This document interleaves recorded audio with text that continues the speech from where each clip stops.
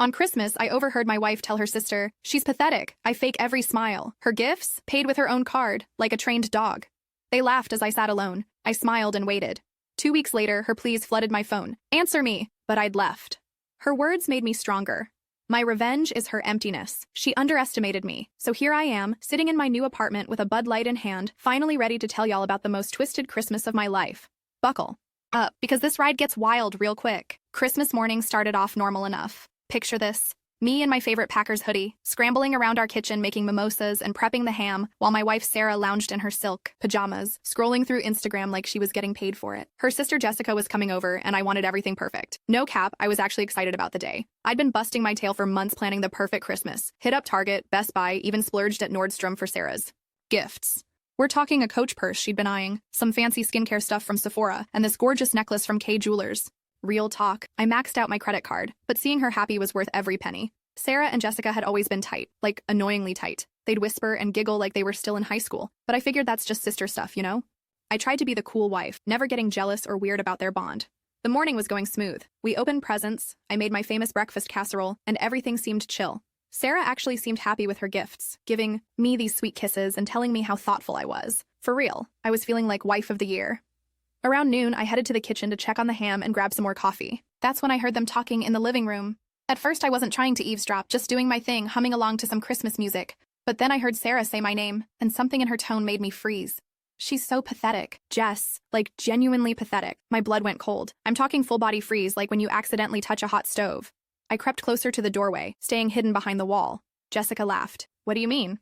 "Look at her running around like a little servant. I fake every single smile when she gives me stuff. You know what's hilarious? All these gifts she's so proud of, paid for with her own credit card. We share finances, so technically, she bought me presents with my own money. It's like watching a trained dog perform tricks." They both burst out laughing. I'm talking full-on cackling like they just heard the funniest joke ever. My hands started shaking. I had to grip the counter to keep from falling over. This woman I'd been married to for 3 years, who I'd loved with everything I had, was talking about me like I was some kind of joke. "The best part," Sarah continued, "is how grateful she gets when I throw her a bone. Like yesterday, I told her she looked nice and she practically melted. It's honestly embarrassing." "Why do you stay with her then?" Jessica asked. "Are you kidding? She pays half the mortgage, does all the housework, and asks for nothing. It's the easiest relationship ever. Plus her family has money. When her grandma passes, we're looking at a serious inheritance." I had to bite my lip to keep from making a sound. The metallic taste of blood filled my mouth, but it was nothing compared to the pain in my chest. "You're terrible," Jessica said. But she was still laughing. "What about when she tries to be romantic? All those little notes she leaves you? Oh God, those stupid notes. 'Have a great day, beautiful,' or 'thinking of you.' I throw them straight in the trash. She probably thinks I keep them in some special box or something. The woman has zero clue." Don't know how long I stood there listening to them tear me apart. Every memory, every moment I thought was special between us. They turned it all into a joke. The way I'd bring her coffee in bed every morning. How I'd rub her feet after long days at work. The surprise date nights I'd plan. All of it was just entertainment to her. But here's the thing, and this is where it gets interesting. Something shifted inside me while I listened. Yeah, I was hurt, devastated even. But underneath all that pain, this weird calm started settling in. Like when you're in a car accident and time slows down, and suddenly everything becomes crystal clear. I walked back to the kitchen, poured myself a glass of wine, and started planning. Update. Hey Reddit fam, just wanted to say thanks for all the support in the DMs. This story gets way more intense, but I need to ask, would you have confronted them right then, or played the long game like I did? Because what happened next changed everything. I spent the rest of Christmas Day playing the perfect wife, smiled at their jokes, served dinner like nothing happened, even took cute photos of Sarah and Jessica for Instagram. If they wanted a trained dog, I'd give them the performance of a lifetime. That night, after Jessica left, Sarah snuggled up to me on the couch. "Thank you for such a perfect day, babe. You're amazing." I kissed her forehead and told her I loved her, and I meant it. I loved the Sarah I thought I knew, but that woman was apparently fiction. Over the next week, I became a detective in my own life, started paying attention to things I'd ignored before, like how Sarah never actually answered when I said I loved her. She'd just say, "You too," or change the subject. How she'd roll her eyes when she thought I wasn't looking. The way she talked to me in front of other people versus when we were alone. For real, it was like seeing a completely different person. How had I been so blind? I also started getting my ducks in a row, called my bank, talked to a lawyer friend about tenant rights, and started looking at apartments. If Sarah thought I was pathetic, she was about to learn just how wrong she was. The crazy part was how normal she acted. Still expected her morning coffee, still wanted me to do her laundry, still complained when dinner wasn't ready on time. She had zero clue that I'd heard everything. New Year's Eve rolled around, and Sarah wanted to throw a party. Usually, I'd be stressed about cleaning and cooking for a bunch of people, but this time I was chill as a Coke. Let her plan it herself. When she got frustrated about the grocery shopping and decorations, I just shrugged and said I was busy with work stuff. "What's wrong with you lately?" she snapped. "You're acting weird." "Just tired, babe. You know how it is." The party was a disaster. Sarah hadn't planned anything properly, the food was trash, and half the people left early. I spent the evening, chatting with folks, being my usual friendly self, while Sarah stress-ate chips in the corner. Around midnight, as we were cleaning up the mess, she exploded. "This is all your fault. You didn't help with anything." I looked at her calmly. "You said you had it handled. Since when do you not offer to help? What is wrong with you?" For a split second, I almost broke. Almost told her I'd heard everything. But then I remembered her laugh when she called me pathetic, and that ice-cold calm came back. "Nothing's wrong. I'm just learning to be less of a people-pleaser." That seemed to shut her up. She huffed off to bed, and I finished cleaning alone. Just like always. The first week of January, I found my perfect apartment. 1 bedroom, great. Location, move-in ready. I put down the deposit with money from my personal savings account, the one Sarah didn't have access to. I also started moving my stuff gradually. A few books here, some clothes there. Nothing she'd notice right away, but enough that when the time came, I wouldn't have much left to pack. Meanwhile, Sarah was getting more and more irritated with me. I wasn't jumping to fulfill her every request anymore. When she wanted me to pick up her dry cleaning, I'd say I was busy. When she expected me to cook her favorite meal, I'd suggest takeout instead. "You're being selfish," she said one morning when I didn't automatically make her coffee. "I don't know what's gotten into you." I handed her the coffee maker instructions. "Maybe it's time you learn to make your own." The look on her face was priceless, like I'd suggested she build a rocket ship or something. But the real breaking point came 2 weeks after Christmas. Sarah was on the phone with Jessica, and they were planning some spa day. I heard Sarah say, "Don't worry about money, my little ATM will cover it." That's when I knew it was time.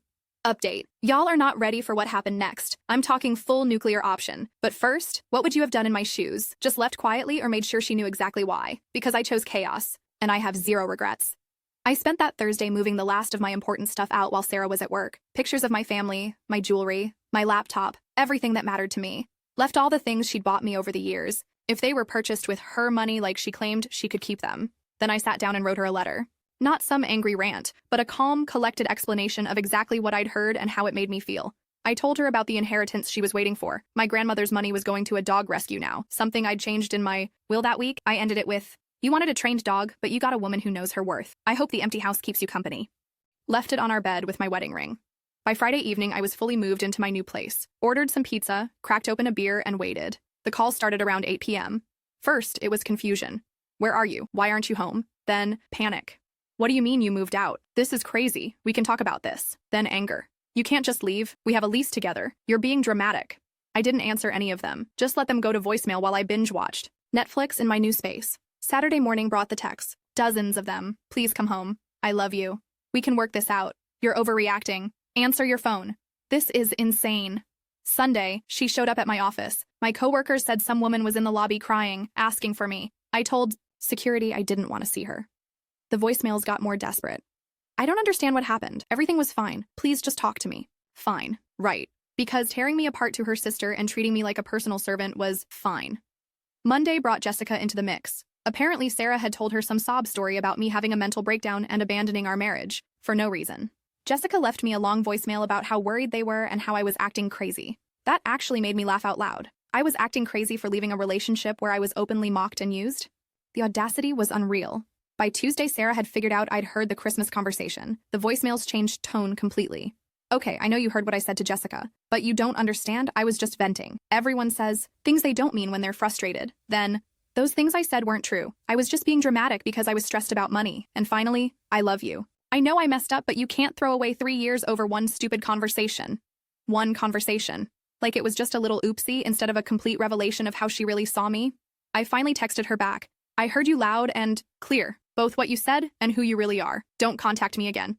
She violated that request immediately, of course. More calls, more texts, even had Jessica try to ambush me at my favorite coffee shop. I'd changed my whole routine, but apparently they were stalking my social media to figure out where I might be. The funniest part was watching Sarah's Instagram stories. She was posting all these cryptic quotes about people not appreciating what they have and loyalty being rare. She was painting herself as the victim of some cruel abandonment, fishing for sympathy from people who had no idea what really happened. A few mutual friends reached out, asking if I was okay and what had happened between us. I kept it simple. We weren't compatible. I wish her well. No drama, no airing dirty laundry, just the truth. Meanwhile, Sarah was apparently telling anyone who'd listen that I'd changed and become cold and selfish. She conveniently left, out the part where she'd spent our entire marriage faking her feelings and using me for financial security. 3 weeks after I left, my lawyer friend helped me get my name off the lease. Turns out Sarah couldn't afford the place on her own. Who would have thought? She had to move back in with her parents. The inheritance thing really got to her. She'd apparently been banking on that money for some future plans I'd never heard about. When she found out it was going to charity instead, the calls got really nasty, called me selfish and vindictive, said I was punishing her for one mistake. But here's what she never understood. It wasn't punishment, it was consequence. When you treat someone like garbage, you don't get to benefit from their generosity. Update. Final update, and wow, what a journey this has been. For those asking how I'm doing now, better than ever. But you won't believe what Sarah tried to pull last month. Should I have seen it coming? It's been 6 months since I left, and I'm genuinely thriving. My new apartment feels like home in a way that house never did. I've been dating someone amazing who actually appreciates the little things I do. No joke, she saves every note I write her and has them pinned up in her office. Sarah, on the other hand, has been struggling. Through mutual friends, I heard she'd been jumping between dating apps, trying to find someone to split expenses with. Apparently, living on a single income is harder than she expected. Who knew? Last month, she tried one last desperate move, showed up at my work with flowers and this whole speech about how she'd changed and realized what she'd lost. Security escorted her out, but not before half my office witnessed the drama. She's still posting sad quotes on social media, still trying to get sympathy for being abandoned. But the truth has a way of coming out. A few people who knew us both have figured out what really happened, and she's lost a lot of friends in the process. Jessica tried to play mediator a few weeks ago, texting me about how broken Sarah is, and how I should consider forgiveness. I reminded her that she was laughing just as hard at those cruel jokes. Birds of a feather and all that. The best part? I ran into Sarah at Target last week. She looked rough, like she hadn't been sleeping. When she saw me, she tried to approach, but I just grabbed my Starbucks and kept walking. She called after me. I know you still love me. I turned back just long enough to say, I loved who I thought you were. That person never existed. The look on her face was everything. Pure realization that she'd lost something real for the sake of some cruel entertainment with her sister. As for me, I'm planning a vacation to Europe with my new girlfriend. Using that inheritance money Sarah was counting on to see the world and make actual memories with someone who values me. Sometimes people show you exactly who they are. And the I'd see, smartest thing you can do is believe them the first time. I just wish I'd been listening sooner. But hey, everything happens for a reason, right? If I hadn't heard that conversation, I might still be playing the role of devoted wife to someone who saw me as a trained dog. Now I'm with someone who sees me as a partner, an equal, someone worth loving authentically. Sarah wanted a trained dog. Instead, she got a woman who knows her worth. And that woman walked away with her dignity intact while Sarah's left dealing with the consequences of her cruelty. That's real karma right there. No revenge needed, just letting people face the natural results of their choices. Thanks for following this wild ride, Reddit. Sometimes the best revenge really is living well.